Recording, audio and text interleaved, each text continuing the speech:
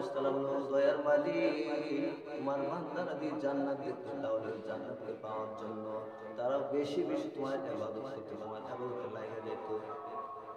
আল্লাহ পাক রব্বুল আলামিন বলেন, ও ফেরেশতারা আমার বান্দাকে জাহান্নাম দেখছে? তখন ফেরেশতারা বলে, না আল্লাহ, জাহান্নাম দেখে নাই। আল্লাহ পাক রব্বুল আলামিন, ও ফেরেশতারা আমার বান্দারা যদি জাহান্নাম দেখতে, তাহলে তারা কি করত? ফেরেশতারা বলে, আল্লাহ, তোমার বান্দারা যদি জাহান্নাম দেখতে, তাহলে জাহান্নাম থেকে বাঁচার জন্য তারা 24টা ঘন্টা তারা সেজদায় পড়ে তারা রোনাজারি করতো। আর তোমার ইবাদত ছাড়া কিচ্ছু তারা করতো না। তোমার ইবাদত বেশি বেশি করতো। দুনিয়ার ঘরবাড়ি সারে তারা জঙ্গলে চলে যেত। তখন আল্লাহ পাক রব্বুল আলামিন ফেরেশতাদেরকে ঘোষণা দেয়, ও ফেরেশতারা, তোমরা সাক্ষী থাকো, যেই বান্দারা আমি আল্লাহকে না দেখিয়া, জান্নাত জাহান্নাম না দেখিয়া পরকালের মুক্তির আশায় যারা ময়দানে বসলো, তোমরা সুসংবাদ জানায় দাও, আমি আমার বান্দাদের জীবনের সব গুনাহগুলি মাফ করে দিলাম। সুবহানাল্লাহ। আল্লামা ইমাম কুরতুবী রাহমাতুল্লাহি আলাইহি বলেন, বান্দার গুনাহ মাফ হয়, বান্দার গুনাহ মাফ হয় বলতে বান্দার সগীরা গুনাহ মাফ হয়, কিন্তু বান্দা তো সগীরা গুনাহ করে না। মিনিটে মিনিটে, সেকেন্ডে সেকেন্ডে আমরা কবিরা গুনাহ করি। মিথ্যা কথা বলা কবিরা গুনাহ, যার সঙ্গে দেখা দেওয়া জায়েজ নেই, ইচ্ছা করিয়া দেখা দিলে কবিরা গুনাহ হয়। দাড়ি কামানো কবিরা গুনাহ, সুদ খাওয়া কবিরা গুনাহ, গান শোনা কবিরা গুনাহ। এক একটা কবিরা গুনার জন্য কমপক্ষে শাস্তি হলো 7000 বছর জাহান্নাম। আল্লাহর ওলি বলে, ও দুনিয়ার ইমানদার, মানুষের সগীরা গুনাহগুলো মাফ হয়ে গেল, কিন্তু কবিরা গুনাহ তো মাফ হয় নাই।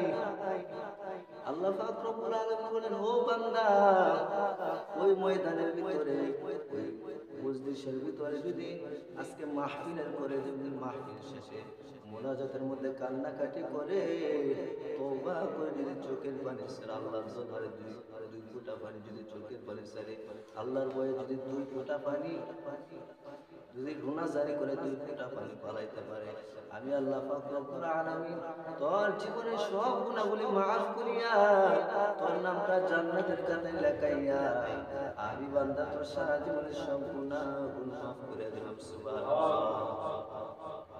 এই জন্য সম্মানিত হাজিরিন, দুনিয়ার মধ্যে ওই ব্যক্তি সবচেয়ে বড় ভাগ্যবান, যে নাকি নেকের কাজ করতে থাকে, গুনার কাজ থেকে সে বিরত থাকতে পারে। নেকার কাজ যে ব্যক্তি, ওই ব্যক্তি হলো সৌভাগ্যবান। যেরকম ঠিক কিনা? ঠিক কিনা? ঠিক। নেকের কাজ যে ব্যক্তি করতে পারে আর গুনার কাজ যে ব্যক্তি ছাড়তে পারে, ওই ব্যক্তি কি সৌভাগ্যবান? ওই ব্যক্তির মতো সৌভাগ্যবান আর কেউ আছে কোন? ওই ব্যক্তি তো আল্লাহর ওলি হয়ে কবর চলে যাবে।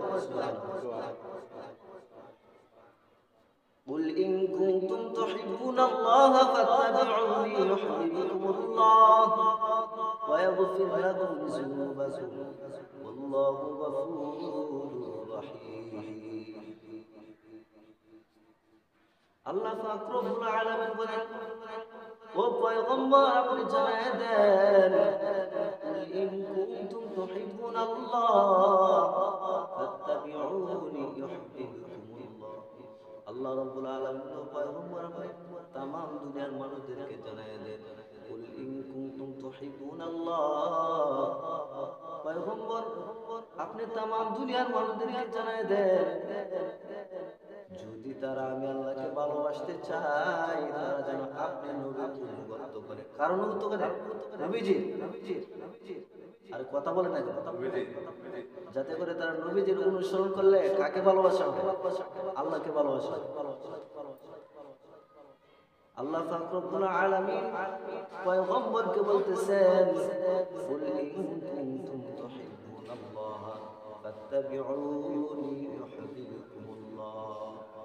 हर रम ने तुम्हार गो ने तुम्हार जाने तुम्हार दम, देखो ताबूते जान चाहता हूँ आपकी रहम करम, देखो ताबूते जान चाहता हूँ आपकी रहम करम।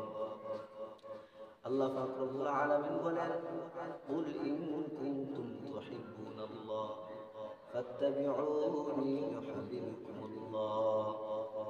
ويغفر لكم ذنوبكم والله غفور رحيم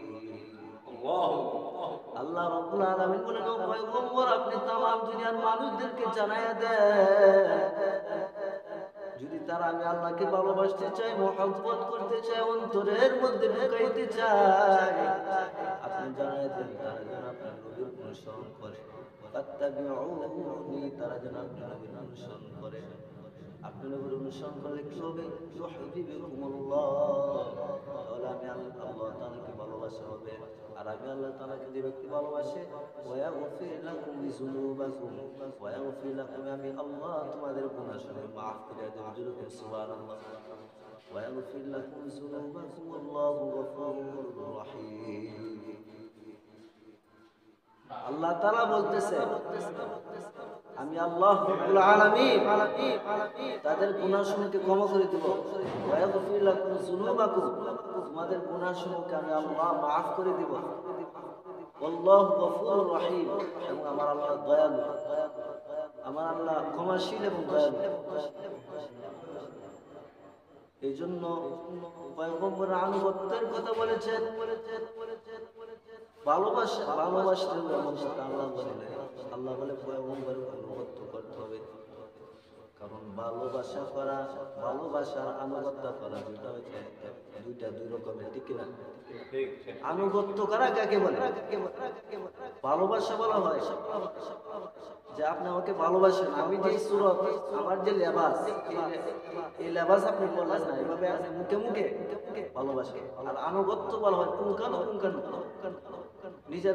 নিজের শরীরটাকে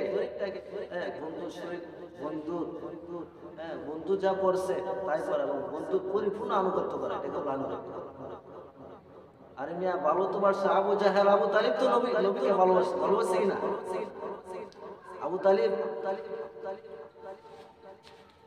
কেমন ভালোবাসছে